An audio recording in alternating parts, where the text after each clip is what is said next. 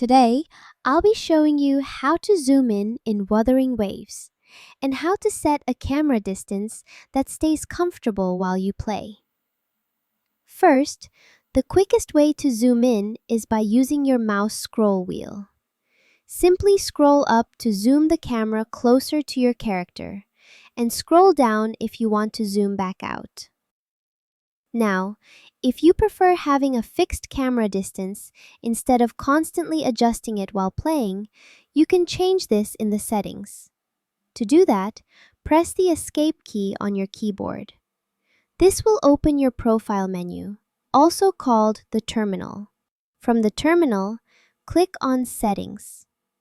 Next, look for the monitor icon, which represents the display and camera options, and click on it.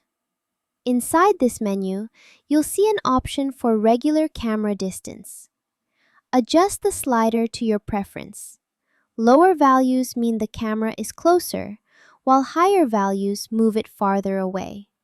You can also adjust the combat camera distance the same way, so the camera feels comfortable during fights. Once you're happy with the settings, simply exit the menu, and the camera distance will stay set as you play. And that's how to zoom in and adjust camera distance in Wuthering Waves.